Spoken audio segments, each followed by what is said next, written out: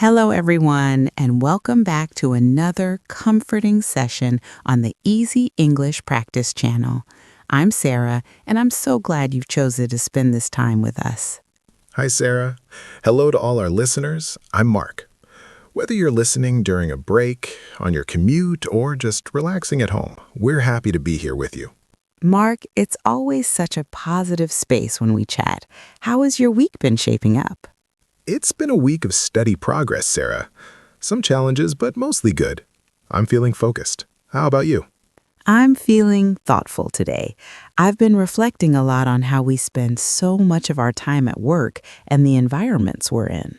That's a powerful reflection. It leads perfectly into our topic. It does. Today, we're going to talk about something very relatable, navigating workplace culture and finding a healthy balance. That is a fantastic and important topic. Workplace culture. That's the feeling, the values, and the way people behave in a company, right? Exactly. It's the personality of a workplace, and finding balance is about not letting work take over your whole life. This is perfect for English practice because we can talk about experiences, give advice, and use a lot of helpful vocabulary for professional and personal life. Absolutely. So, Mark, let's start with a simple but big question. In your opinion, what makes a workplace culture positive or good? That's a great starting point. For me, a positive workplace is built on respect, when people respect each other's time, ideas, and personal lives. Respect is fundamental. I would add communication. When people communicate clearly and kindly, it prevents so many problems. Oh, I completely agree. Mixed messages or no messages can create a lot of stress. Sarah, have you ever been in a workplace with a culture that really didn't suit you? Yes, I have. Early in my career, I worked at a place where competition between colleagues was very intense. It was more about winning than about teamwork. That sounds exhausting. A constant feeling of rivalry. It was. I learned that I thrive much better in a collaborative culture where people help each other succeed. Collaborative. That's a key word. Working together. What did you do in that situation? I tried to stay focused on my own work and be helpful where I could, but eventually I realized it wasn't the right fit for me long term. What about you, Mark? What's a valuable lesson you've learned about workplace dynamics? A big lesson for me was about setting boundaries. It's okay to say, I can't take on this new task right now, or I will finish this after the weekend. Boundaries. That is such an important skill. It protects your time and your energy. It's not always easy, though. Not at all, especially when you want to be helpful. But without boundaries, you can burn out very quickly. Burnout. That means to become completely exhausted from too much stress or work. Let's talk about preventing that. What are some small signs that someone might be heading towards burnout? Good question. Small signs could be feeling tired all the time, even after sleep, or finding it hard to focus on simple tasks, maybe feeling cynical or negative about work every day. Losing passion for things you used to enjoy at your job. If the thought of work fills you with dread on Sunday evening, that's a big signal. Absolutely. So what can we do if we notice these signs in ourselves? First, be kind to yourself. Recognize it. Then look at your habits. Are you working through lunch? Answering emails late at night? Small changes can make a big difference. Like actually taking a proper break, going for a short walk, talking to a friend about something other than work. These are like small acts of self-care. Perfect. Now, let's think about our listeners who might be in a tough workplace culture. What is one piece of gentle advice you would give? I would say find your allies. Look for one or two people who feel positive and supportive. Having a good work friend can change your daily experience. That's excellent advice. Connection is powerful. I would also say focus on what you can control. You can control your effort, your attitude, and your boundaries. You often can't control other people's actions. That's very wise. Control the controllable.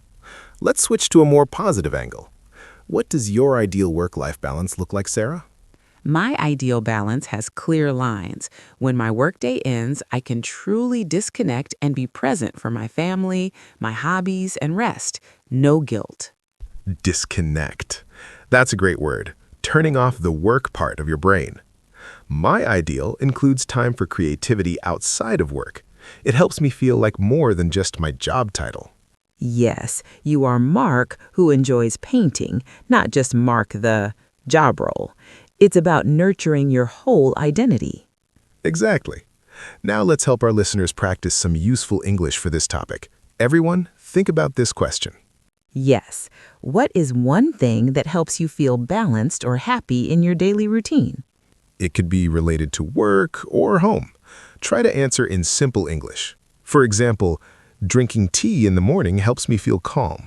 Or finishing work on time makes me happy. Wonderful examples. You can also use I feel balanced when or my happiness comes from. Try it now. Pause and think of your sentence. Mark, how can someone improve the culture of their workplace even if they are not the boss? Such a good point. You don't need to be a manager to make a positive impact. You could start by being the person who says thank you, genuinely, or who offers help when a colleague is stressed.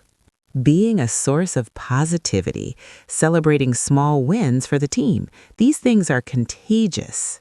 Contagious. They spread to others. A simple, great job on that presentation can make someone's day. It really can. It builds a culture of appreciation. Let's talk about remote work, which is so common now. What are unique challenges for workplace culture when teams are not in the same office? The biggest challenge can be loneliness or feeling disconnected. You miss those casual coffee break conversations. Communication needs to be even more intentional. Absolutely. You have to schedule the casual chats sometimes. A 5-minute video call just to say hello can replace bumping into someone at the printer. And over-communicating is better than under-communicating when you're remote. Assume people can't see what you're working on, so you tell them. Great advice. Before we finish, let's do one more practice for our listeners. This one is about the future. Okay. What is one small change you would like to make to create a healthier balance in your life? Use the future tense. For example, I will go to bed 1 hour earlier. Or, I want to stop checking my phone during meals. I will take a walk every afternoon. Small, specific, and achievable. Learning English is also about balance, isn't it? Balancing study with fun, practice with rest. It absolutely is. You don't need to study for 5 hours in one day. 20 minutes of focused, joyful practice is often better. Progress is not always a straight line. Some days will feel easier than others, and that's perfectly normal. So, be your own best colleague. Encourage yourself. Say, good job for practicing today. We love that. Now it's your turn, everyone. Please write in the comments below, what is one positive quality you try to bring to your work or studies, like kindness, patience, creativity? And what is one activity you do to relax and disconnect? Share your answers in English. This is a safe space to practice. We read your comments and we love them. Thank you for exploring this important topic with us today. Remember, your well-being is the most important project you'll ever work on. Take care of yourselves, be kind to your minds, and celebrate your progress, both in English and in life.